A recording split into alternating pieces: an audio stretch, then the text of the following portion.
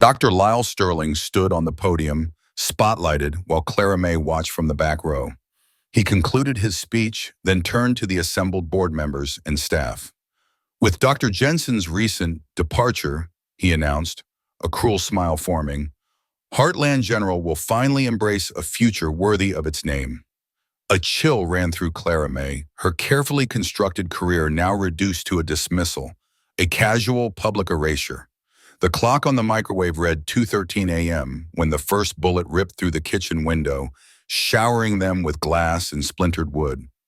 Dale, quicker than she expected, tackled Clara May to the linoleum. The impact knocked the air from her lungs. She lay there, pressing her face into the cold floor. The smell of dust and burnt gunpowder sharp in her nostrils. More shots followed, rapid and precise, tearing through the drywall where their heads had been moments before. The house, usually a quiet refuge on the edge of town, became a drum. Her heart hammered against her ribs, a frantic bird trapped in a cage. Her hands, steady and confident in the operating room, now shook violently, pressed flat against the floor. "He's really trying to kill us," she whispered, the words barely audible over the ringing in her ears. Dale's voice was unnervingly calm, a low rumble against her ear. "Stay down, Clara May." He shifted, his body a solid shield over hers. The firing stopped as abruptly as it began. A heavy silence descended, broken only by the drip of shattered glass falling from the sill and the distant chirp of crickets. "We knew this was a risk," Dale said, his voice tight, the calmness a thin veneer over something else. "Exposing a man like that, it was never going to be easy." He didn't need to name names. They both knew who he meant. The cold air from the broken window ghosted across her cheek, a grim reminder of how close they'd come. 4 months earlier, the stakes had felt entirely different. Clara May Jensen was a name synonymous with excellence at Heartland General. Her hands were her instruments, capable of intricate dances within the human body, saving lives that other surgeons had deemed lost causes. She thrived on the impossible, the long shifts that bled one day into the next, fueled by coffee and an unyielding commitment. The hospital, a sprawling brick monument to health in the middle of the state, was her world. She was the one they called when the odds were stacked, when a child's heart needed rebuilding or a tumor seemed inaccessible. She preferred the quiet certainty of the operating room to the politicking of the administrative offices. The arrival of Dr. Lyle Sterling, however, brought a new kind of disruption. He was a silver-haired charmer, fresh from Harvard, touted as a pioneer in reconstructive surgery. His reputation preceded him, a polished sheen of innovation and ambition. The welcome reception, held in the hospital's cavernous atrium, was a carefully orchestrated affair of forced smiles and clinking glasses. Clara May stood beside Dale, a comfortable, quiet presence in her sensible dark dress. Dale, with his steady gaze and practical mind, was her anchor outside the OR. Lyle, making his rounds, worked the room with practiced ease, his smile engaging everyone. When he reached Clara May, his eyes lingered, a subtle shift in his otherwise professional demeanor. "Dr. Jensen," he said, his voice smooth, resonant. "Your work on the Sanchez twins, remarkable, truly groundbreaking." He paused, allowing the compliment to sink in. "I'd very much like to pick your brain sometime. Perhaps over dinner? There are a few papers I'm considering, and your insights would be invaluable." His gaze was fixed on Clara May, a focused intensity that made her subtly uncomfortable. He glanced briefly at Dale, a quick, dismissive flicker of the eyes before returning his full attention to her. It was as if Dale, standing right beside her, was invisible. Later that night, back in their quiet house, Dale brought it up. "That Sterling fellow," he said, stirring his coffee, "he seemed awfully interested in you. And not in a professional way, if you ask me." Clara May waved a dismissive hand. "Oh, Dale, that's just how these guys are. Big city, big egos. He probably wants me to co-author some obscure paper. He's a pioneer, you know. They expect to be flattered." She chuckled, a little too quickly. She was tired, bone-tired, and the subtle unease from the reception felt insignificant against the weight of her day. Dale didn't laugh. He looked at her, his brow furrowed. He wished he'd pushed harder, had called out the subtle disrespect, the way Lyle Sterling had treated him like an afterthought. There was something off. He'd felt it then, a cold undercurrent beneath the charming facade, a predatory interest that went beyond professional admiration. He just hadn't known what it was, or how dangerous it would become. Within 3 weeks of his arrival, Dr. Lyle Sterling had seamlessly, almost imperceptibly, begun to infiltrate Clara May's professional sphere. He would appear in the surgical lounge at her usual coffee break, initiating conversations she hadn't sought. His office door, which was always open when she passed, seemed to be an invitation she couldn't politely ignore. He signed himself onto committees she chaired, suddenly an essential voice in discussions where he had no prior involvement. Then came the meeting schedule changes. A critical weekly review meeting would suddenly shift to 8:00 a.m. on a Tuesday, precisely when Clara May was scheduled to perform a complex cranial procedure. She'd finish her surgery, scrub out, and race to the conference room, often arriving 15 minutes late, still smelling faintly of antiseptic. Lyle would be at the head of the table, his silver hair immaculate, his expression a picture of mild disappointment. "Dr. Jensen, glad you could join us," he'd say, his tone light, yet implying a serious dereliction. The other surgeons, eager to stay on his good side, would nod subtly, acknowledging her tardiness. He never directly reprimanded her, but the message was clear. Her priorities, he implied, were out of sync with the department's. His critique extended to her treatment plans. During morning rounds, surrounded by residents scribbling notes, Lyle would stop at her patient's bedside. He'd review the chart, then look up, a thoughtful frown on his face. "Dr. Jensen," he'd begin, "I'm curious about the rationale for this particular course of antibiotics. Given the patient's comorbidities, perhaps a broader spectrum approach might be more prudent?" He'd ask the question as if seeking a discussion, but his voice carried the weight of an implicit challenge, forcing her to defend her well-reasoned choices in front of her junior staff. The residents, keenly aware of the new power dynamic, would look from one to the other, uncertain where loyalty should lie. He also had a habit of physical contact. During a brief hallway conversation about patient progress, his hand would land on her shoulder, a brief, firm press that lingered a fraction too long. When discussing a case, he might place his hand on the small of her back as she turned to leave, a gesture meant to be reassuring but which felt invasive. Each touch was fleeting, easily dismissed as an innocuous professional gesture. But the repetition and his unblinking gaze made Clara May's skin crawl. She would subtly shift away, keeping her movements fluid, outwardly calm, while internally she bristled. "It's like he's marking his territory," Clara May told Dale one evening, tossing her lab coat onto the chair. The phrase tasted bitter on her tongue. Her voice was low, simmering with a quiet anger she rarely displayed.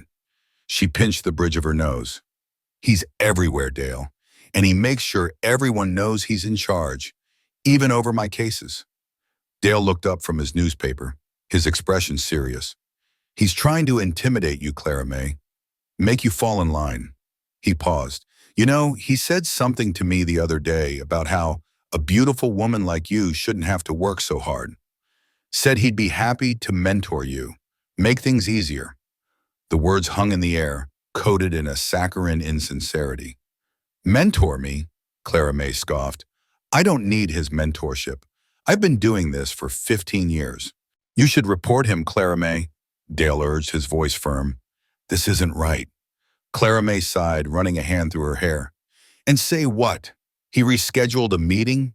He asked about my antibiotic choice? He touched my arm?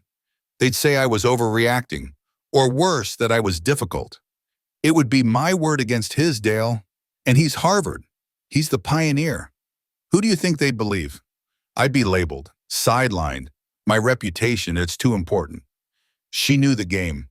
In the world of high-stakes medicine, a whisper of insubordination or emotional instability could end a career faster than a malpractice suit. Lyle, sensing her hesitation to overtly challenge him, grew bolder. He began making subtle changes to her patient's medication orders, usually minor alterations to dosage or timing that were easily missed but still needed her override signature. He'd justify it with a vague email about optimizing patient care protocols. More disturbingly, her favorite scrub nurses, the ones who anticipated her every move in the OR, suddenly started getting reassigned to other surgeons, often on the days she had her most demanding cases. New, less experienced nurses, still learning the rhythm of her surgeries, were sent in their place.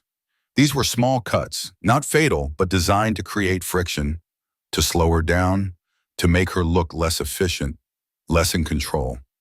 Each incident was a tiny, calculated sabotage, chipping away at her carefully built professional edifice. But Clara May was nothing if not methodical. She started a private digital folder. Screenshots of emails with questionable suggestions, dates and times of unexpected meeting shifts, a meticulous log of every professional touch, every subtle undermining comment. She even started discreetly asking her loyal nurses to jot down their reassignments and any unusual administrative requests. "I'm not just going to complain, Dale," she said, her eyes resolute as she typed notes into a secure document. "I'm building a case no one can ignore. Undeniable evidence." 8 weeks had passed since Lyle Sterling's arrival, a period of escalating discomfort that culminated in a genuine breach of professional conduct. The breaking point arrived with Caleb Finch, a 16-year-old boy whose future hung precariously on a delicate neurosurgical procedure. Clara May had invested weeks in preparing for Caleb's surgery, poring over scans, consulting with specialists, meticulously planning every incision. The tumor deep within his brain required a steady hand and an intimate knowledge of neural pathways, a procedure she had performed successfully numerous times. The surgery was scheduled for first thing Thursday morning. The night before, at 8:00 p.m., Lyle called an emergency department meeting. The email, sent just an hour prior, offered no explanation. Surgeons and residents, most already on their way home, grumbled as they filed back into the sterile conference room. Lyle stood at the head of the polished oak table, radiating an aura of calm authority. He cleared his throat. "I've called you all here tonight to discuss a critical shift in tomorrow's schedule, specifically Caleb Finch's neurosurgery." A ripple of murmurs went through the room. Clara May sat upright, a knot tightening in her stomach. "Given the unique complexities of this particular case," Lyle continued, his gaze sweeping across the room, carefully avoiding hers, "I've decided that I will personally be taking over the lead surgeon role." A stunned silence followed. Clara May felt a cold rush. "With all due respect, Dr. Sterling," she began, her voice unwavering despite the tremor in her hands beneath the table, "I've prepared this case for weeks. I have extensive experience with this specific type of deep-seated glioma. My success rate for this exact procedure is well documented." She listed several similar cases, rattling off patient names and outcomes with precise recall. Lyle finally met her gaze, a subtle, almost imperceptible smirk playing on his lips. "While your general experience is admirable, Dr. Jensen," he said, his tone dismissive, "the board and I feel that a fresh perspective, combined with my specialized techniques, will offer Caleb the best possible outcome. This decision has already been approved." He paused, then added, with an overly solicitous smile, "You're welcome to observe if you'd like to learn something, of course." The implicit insult hung in the air, heavy and undeniable. The other surgeons shifted uncomfortably in their seats, none daring to meet her eye. Later that night, the anger Clara May had suppressed finally surfaced. "He's putting Dr. Reynolds in as his assistant," she told Dale, pacing their living room. "Reynolds? He's a general surgeon, Dale. He doesn't even specialize in neurosurgery. It makes no medical sense. He's risking that boy's life just to prove a point." Her voice trembled with a mix of fury and genuine fear for Caleb. Dale pulled her close. "Clara May, don't do anything rash. You've documented everything. We'll go through the proper channels." But her anger was too raw, her sense of injustice too profound. She couldn't wait. At 5:09 a.m., before the first rays of dawn touched the hospital windows, Clara May found Lyle Sterling in his office. He was already there, impeccably dressed, reviewing charts. The only sound was the low hum of his computer. She closed the door behind her, the soft click echoing in the quiet space. "Lyle," she said, her voice tight, formal. He didn't look up. His pen continued to move across a document. "Dr. Jensen," he replied, his voice flat, devoid of warmth. "To what do I owe this early morning visit?" "You know exactly why I'm here," she stated, moving closer to his desk. "Caleb Finch, this is egregious. You're endangering a child's life for your own ego." He finally stopped writing, slowly putting his pen down. He looked up, his eyes cold, devoid of the charming glint she'd seen weeks ago. "It's about knowing your place, he said, using her first name, a subtle, intimate violation. "Actions have consequences. You chose to ignore my professional courtesies. Now you see the good." The casual cruelty of his words, the brazen admission of retaliation, fueled her rage. "This is because I wouldn't sleep with you, isn't it?" The words burst out, raw and unfiltered. "You're risking a teenager's life to punish me because I wouldn't succumb to your advances. It's disgusting." Lyle's face tightened, his eyes narrowing to slits. His voice dropped, becoming a dangerous whisper. "Be very careful, Der Jensen. Those are serious accusations. Accusations you can't back up." He stood, his height suddenly imposing. "Now get out of my office and consider yourself dismissed from my operating room for Caleb Finch's surgery. I won't tolerate insubordination." His gaze was a cold, hard judgment. Clara May didn't go home. Her anger was too sharp, her professional integrity too deeply violated. She knew what she had to do. She headed straight to Caleb Finch's room, where his parents, Mayor and Mrs. Finch, sat vigil, their faces etched with worry. She introduced herself, explaining her role as the lead neurosurgeon who had been preparing for Caleb's surgery. Then, in a calm, professional tone, she laid out the facts about the last-minute change. She didn't accuse Lyle directly, but explained the specialized nature of Caleb's tumor and the importance of having the most experienced neurosurgeon, one with a proven track record, lead the procedure. She strongly advised them to demand that a neurosurgical specialist perform the operation. The Finches, initially confused, quickly grasped the gravity of the situation. Their anxiety turned to quiet fury.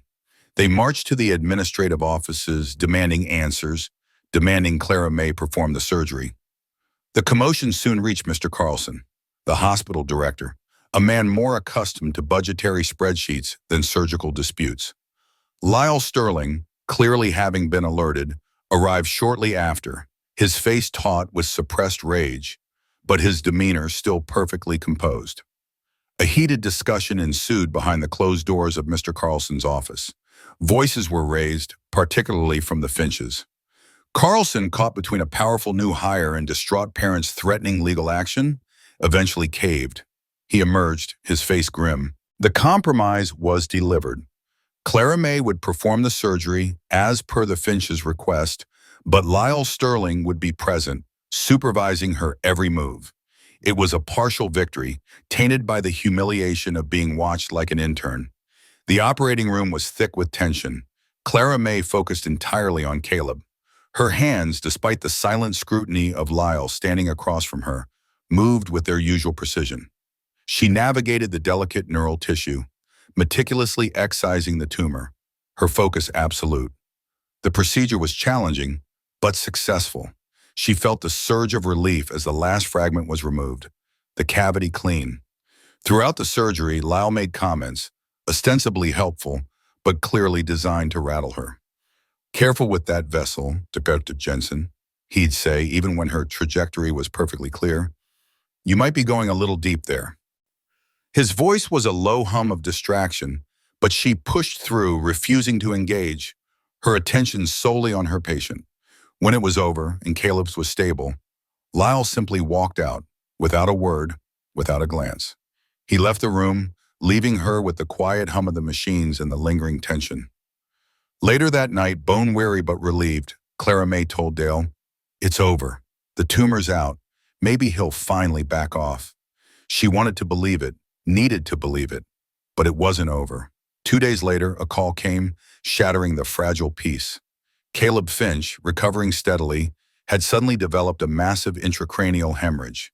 By the time Clara May arrived at the hospital, frantic, he was already gone. The news hit her like a physical blow. She stood in the hallway, the world blurring around her, the cold reality of his death a sickening weight. She spent hours reviewing the surgical notes, the imaging, her memory of every single move she made. She replayed the entire operation in her mind, searching for a single misstep, a tiny error. There was nothing. Her hands had been steady, her judgment clear. She was certain, absolutely certain. Then came Lyle's official report. It was concise, damning. It cited surgical error, claiming that during the delicate excision, Clara May had inadvertently nicked a deep-seated vessel, leading to the fatal hemorrhage. The words were a betrayal, a brutal twist of the knife. Heartland General, under pressure from the Finch's grief and the weight of Lyle's report, wasted no time. Clara May was suspended, effective immediately. The Finches, utterly devastated and heartbroken, contacted lawyers. Malpractice. The word hung over her, suffocating. That night, the house was dark, the silence oppressive.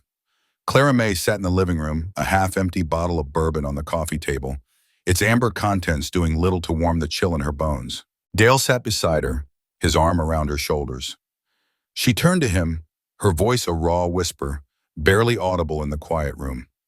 Her eyes, usually so sharp and resolute, were clouded with a terrible knowing. "He did something to that boy, Dale," she said, the accusation a terrible weight. "I know it. He did something." The next morning, the fog of bourbon had dissipated, but the clarity it left was colder, sharper. Clara May sat at the kitchen table, a blank medical pad in front of her. "The surgery was perfect, Dale," she said, her voice devoid of emotion, yet firm with conviction. "The post-op scans were clean. Caleb was stable. There was no bleed, no swelling, nothing. And then 2 days later, a massive hemorrhage. It doesn't make sense." Dale, pouring them both coffee, set the mugs down with a soft clink. He looked at her, his brow furrowed. You think Lyle harmed him deliberately?" The words were difficult to utter, a monstrous thought in the sterile world of medicine. Clara May stared at her coffee, watching the steam curl upwards. "I think he saw an opportunity to destroy me and took it," she replied, her voice hollow, as if speaking from a great distance. "And I think he's done this before. I've heard whispers, little things from other hospitals where he's worked. Cases that went sideways under strange circumstances, but nothing was ever proven. The idea was terrifying, but it was the only explanation that fit. The alternative that she, Clara May Jensen, a surgeon who prided herself on perfection, had made such a catastrophic error, was simply unthinkable." Dale nodded slowly. He saw the fire in her eyes, the cold, hard resolve. His engineering firm, usually his sole focus, suddenly seemed trivial. He called in sick, telling his boss it was a family emergency. His mission was clear. He would find the proof. He would clear Clara May's name, whatever it took. He wouldn't wait for official channels, for the slow, grinding machinery of hospital bureaucracy. Lyle had played dirty, and Dale was prepared to do the same. He drove to Heartland General, parking his old pickup truck in the far corner of the parking garage where the concrete was stained with oil and the shadows were long.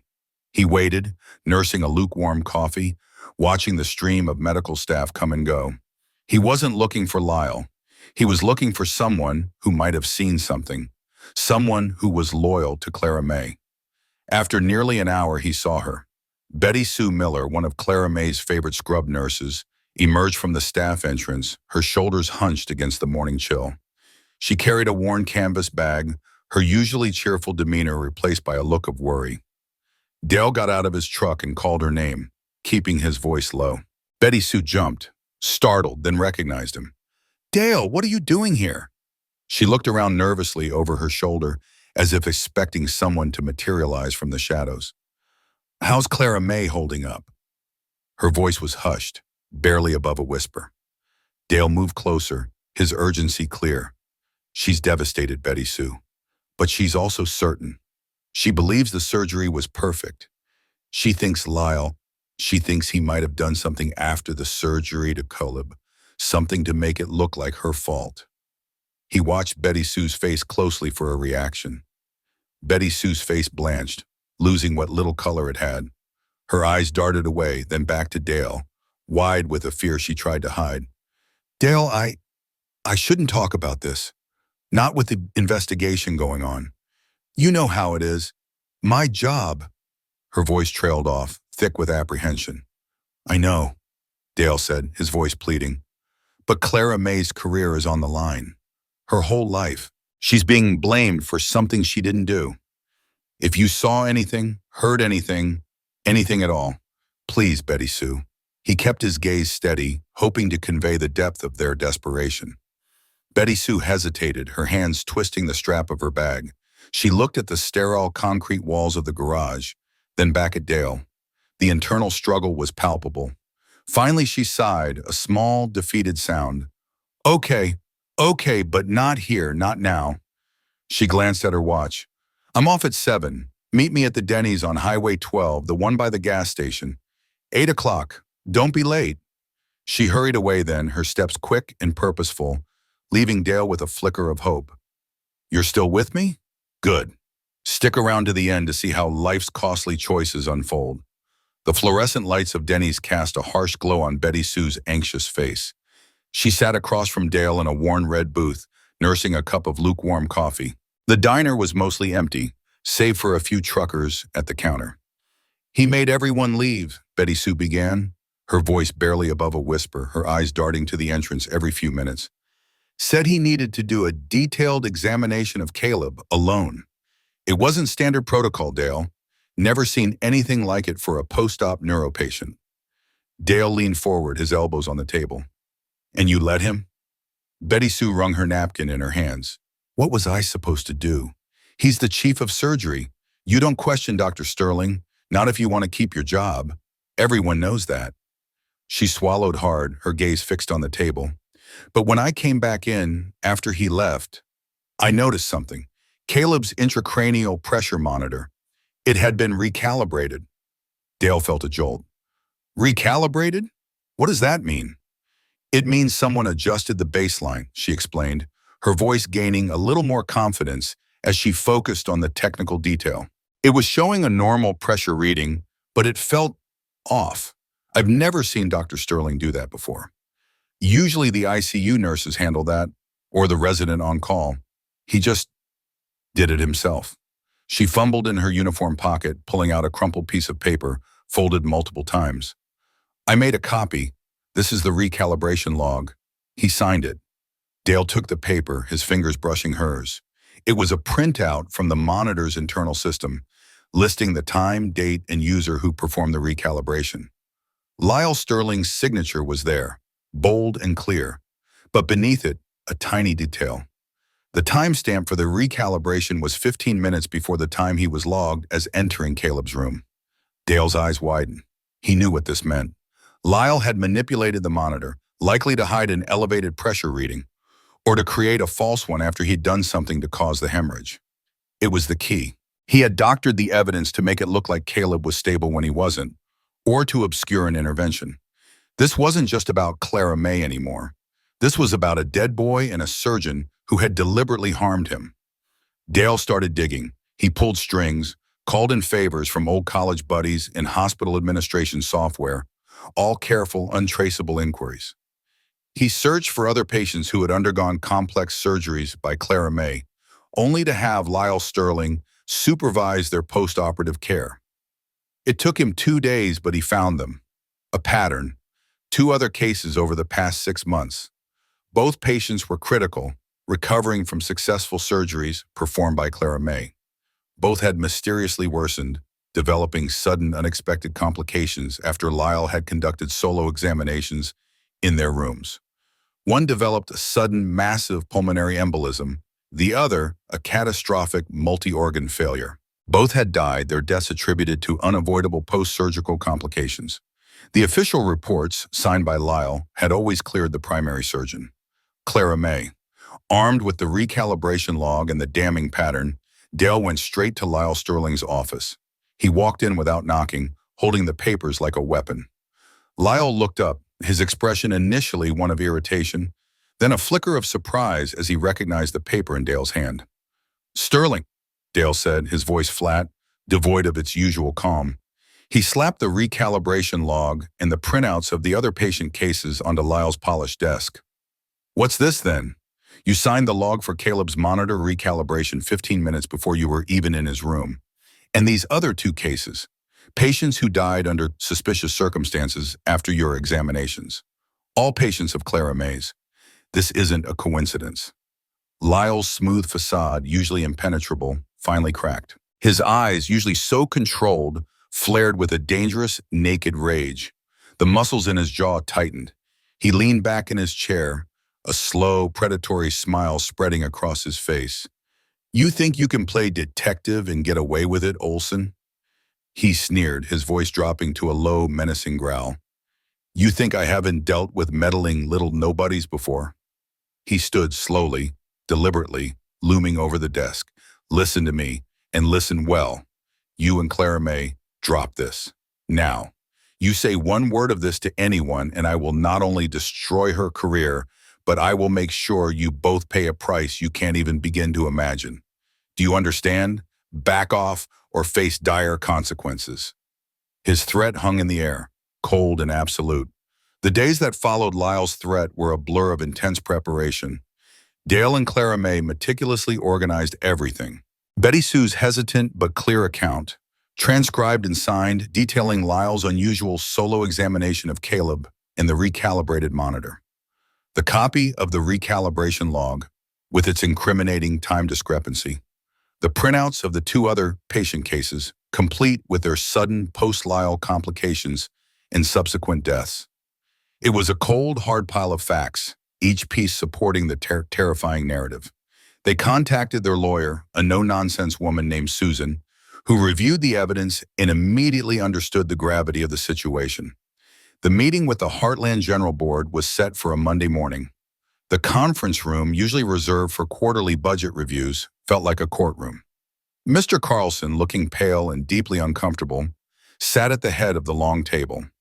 Lyle Sterling was there too, flanked by his own lawyer, a slick, expensive-looking man who exuded an air of dismissive confidence. Clara May, dressed in a sharp dark suit, sat opposite Lyle. She spoke first, her voice clear and articulate, belying the tremor in her hands beneath the table. She laid out the entire timeline: Lyle's initial harassment, the subtle sabotages, the calculated undermining of her authority. She detailed the Caleb Finch case, from the last-minute removal from surgery to the discovery of the recalibration log. She presented the other two patient records, drawing a chilling pattern of mysterious post-operative complications after Lyle's solitary visits. Her presentation was professional, factual, devoid of emotional appeal, yet deeply unsettling in its implications. Lyle, when it was his turn, attempted to discredit her. He leaned back in his chair, a practiced sneer on his face. "This is a desperate attempt, gentlemen," he said, addressing the all-male board. "Dr. Jensen is facing a serious malpractice suit. This is a thinly veiled fabrication, a wild conspiracy theory designed to shift blame and salvage a failing career. Mr. Olson, her companion, is clearly doing her bidding, manufacturing evidence to protect her." His lawyer nodded in agreement, a smug expression on his face. Then Betty Sue Miller was called in. She walked into the room, her eyes wide with fear, avoiding Lyle's intense glare. She sat down, her hands clasped tightly in her lap. Her voice was quiet, trembling at first, but as she recounted her observations from Caleb's ICU room, her truthfulness shone through. She confirmed that Lyle had cleared the room, that she had noted the recalibration of the monitor, and that it was unusual. Lyle's lawyer tried to badger her, to twist her words, but Betty Sue, despite her nervousness, stuck to her account. Her testimony, coming from an unassailable neutral party, proved critical. The board members exchanged uneasy glances. The weight of the evidence, bolstered by Betty Sue's testimony, was simply too much to ignore. They broke for a brief, tense deliberation. When they returned, Mr. Carlson, his face a grim mask, cleared his throat. "Sterling," he announced, his voice stiff. "Effective immediately, Heartland General is stripping you of all medical privileges. Your employment is terminated. This hospital will be cooperating fully with law enforcement for a criminal investigation into these allegations." Lyle's face for the first time showed true shock, quickly morphing into a mask of pure fury. He slammed his fist on the table, rattling the water glasses. His lawyer quickly intervened, whispering to him. Lyle shoved his chair back, scraping it loudly across the floor, and stormed out of the room. As he passed Dale and Clara May, his eyes met theirs. The look was devoid of charm, devoid of pretense. It was pure, unadulterated hatred, a promise of retribution. Word spread like wildfire. Through the hospital, through the tight-knit medical community across the state. The scandal was immense, a stain on Heartland General's pristine reputation. Clara May and Dale felt a temporary, fragile sense of relief. The immediate threat was gone. Justice in some form had been served. But a dark cloud, the shadow of Lyle's hatred, still lingered. That night, back in this quiet house, the phone rang off the hook with the calls from concerned colleagues and reporters. As Dale went to check the mailbox, he found a plain white envelope tucked between bills. Inside, a single anonymous note, crudely typed, "This ain't over, you'll pay." The paper felt cold in his hand. The anonymous note had been a cold splash of reality. Dale and Clara May wasted no time. Within days, a network of security cameras watched their property, infrared eyes scanning the darkness. The windows were reinforced, the locks upgraded. Every creak of the old house, every rustle of leaves outside, became a source of immediate tension. They lived in a state of heightened alert, a quiet apprehension that settled over them like the persistent Midwestern humidity. The clock on the microwave read 2:13 a.m. when the first bullet ripped through the kitchen window, showering them with glass and splintered wood. Dale, quicker than thought, tackled Clara May to the linoleum. The impact knocked the air from her lungs. She lay there, pressing her face into the cold floor, the smell of dust and burnt gunpowder sharp in her nostrils. A second shot followed, rapid and precise, tearing through the drywall and cabinet exactly where her head had been moments before. The house, usually a quiet refuge on the edge of town, became a drum of shattered plaster and echoing gunfire. Her heart hammered against her ribs, a frantic bird trapped in a cage.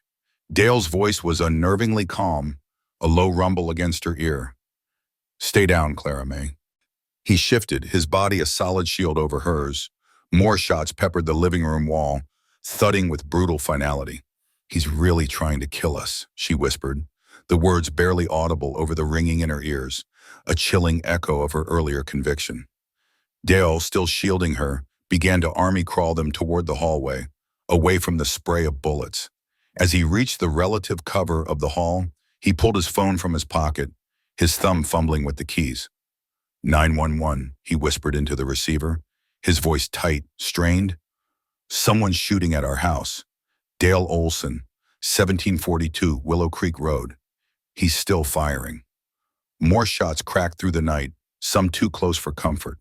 They continued their desperate crawl, feeling the rough texture of the carpet against their knees and palms. The plan was the back door. It was the furthest point, the least exposed. They burst out into the cold Midwestern night, not stopping, not looking back. The air bit at their lungs, but the icy shock was a welcome change from the terror of the house. They ran across the dew-soaked lawn, through the overgrown bushes at the edge of their property, not caring about the scratches or the tearing fabric of their pajamas. They didn't stop until they reached the old oak tree at the far corner of the field, a familiar landmark that now represented safety. The wail of sirens grew louder in the distance, a welcome sound after the brutal silence of the gunshots. Blue and red lights flashed through the trees, bathing their house in an erratic, pulsing glow. Police cruisers swarmed the property, their officers moving with practiced efficiency. But Lyle Sterling, true to his word, was gone, vanished into the darkness from which he'd come. The house stood, a testament to the violence, its broken windows and bullet-riddled walls stark against the night. In the aftermath, the hospital moved quickly. Lyle's criminal investigation proceeded, though his whereabouts remained unknown.